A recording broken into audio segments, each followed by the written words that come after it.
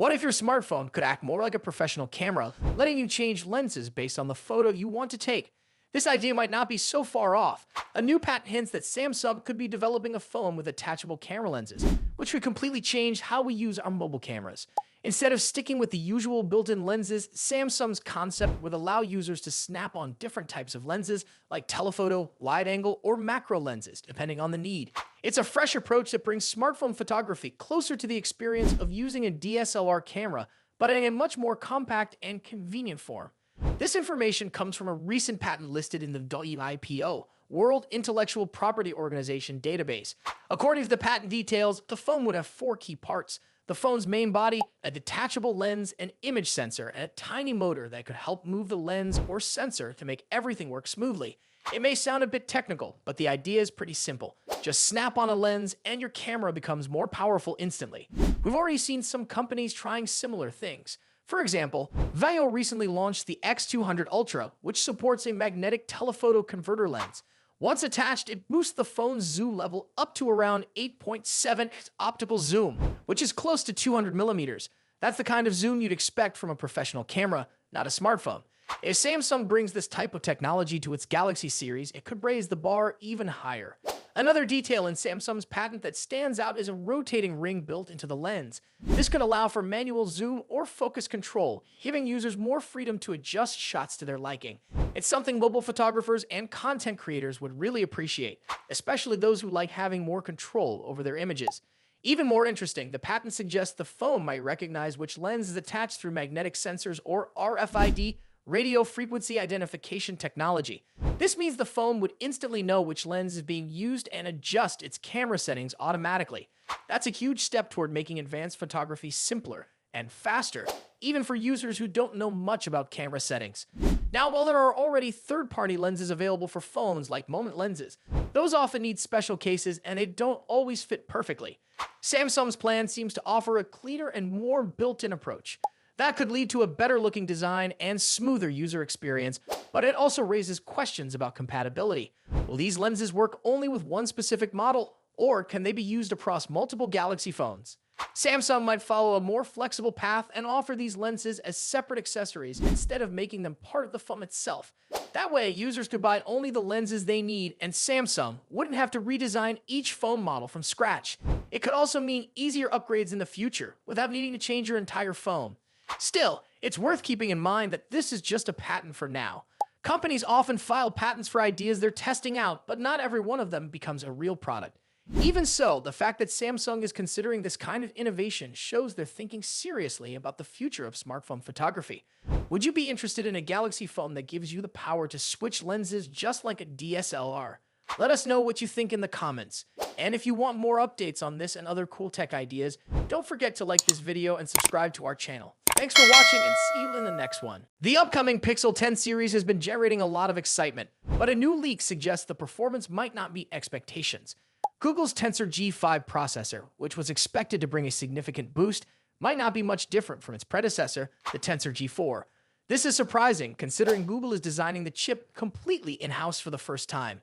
Many had hoped this would allow the company to compete with Apple's A-series chips and Qualcomm's Snapdragon processors. However, new reports indicate that the improvements may not be as impressive as anticipated. For years, Google's Tensor chips have been produced by Samsung Foundry, incorporating elements from Samsung's Exynos processors. While Google has made customizations, Tensor chips have struggled to match the performance and efficiency of flagship competitors. That's why the decision to develop the Tensor G5 from the ground up was seen as a major step forward.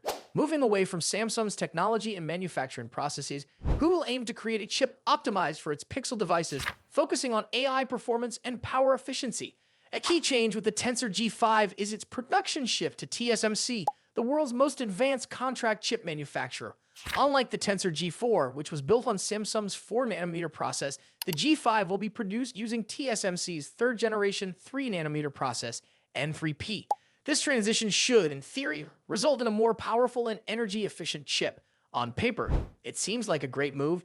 TSMC has a strong reputation for making high-performance, power-efficient chips, which is why companies like Apple and Qualcomm also rely on them. With these upgrades, many expected the Tensor G5 to offer a significant leap in performance. Google appeared to be taking all the right steps, switching manufacturers for better chip quality. upgrading to a more advanced fabrication process and designing the processor independently rather than relying on Samsung's Exynos architecture. But according to a leak from a Chun, the 8888, the Tensor G5 may end up performing at a level similar to the Tensor G4, with the only real difference being the shift in manufacturing from Samsung to TSMC. If this information is accurate, it would be disappointing for those who were expecting a substantial improvement in speed, efficiency, and AI capabilities. Another potential concern is the reported use of Universal Flash Storage, UFS 3.1, while other flagship smartphones are moving toward UFS 4.1. The older storage standard could result in slower read and write speeds, which might lead to longer app and game loading times compared to other high-end devices. This could put the Pixel 10 at a disadvantage, especially when competing against premium smartphones offering the latest technology. On top of that, leaked images of the Pixel 10 Pro XL suggest that its design will closely resemble the Pixel 9 Pro XL with no major aesthetic changes. If the leaks about both the processor and design turn out to be accurate, some users may decide to skip upgrading this year and wait for the next generation instead. Many Pixel fans were hoping for a significant step forward, but without noticeable performance gains or a fresh design, it might be harder to justify an upgrade. Of course, benchmarks and leaks don't always tell the full story. Google might have software optimizations planned that could enhance AI performance and efficiency. Real-world usage could paint a different picture, and Google may still have some surprises in store. However, if these leaks turn out to be true, the Pixel 10 might not deliver the leap forward that many had anticipated. Would you still consider upgrading to the Pixel 10 if the Tensor G5 doesn't show a significant boost in power? Share your thoughts in the comments. And if you found this update helpful, make sure to like this video and subscribe for more updates on the latest tech news. Trade-offs to balance portability, battery life, and performance. Another design tweak involves the rear camera module. While details remain uncertain, the leaks indicate slight differences in camera bump designs between the Air and Pro models. This aligns with previous rumors that Apple has been experimenting with the placement and layout of the rear camera setup. Changes like these often hint at upgrades in camera technology, which is something to look out for when Apple officially unveils the devices. The continued presence of MagSafe across the iPhone 17 lineup suggests that Apple sees long-term value in this technology. Over the years, MagSafe has become an essential part of the iPhone ecosystem, supporting various accessories like wireless chargers, wallets, and mounts.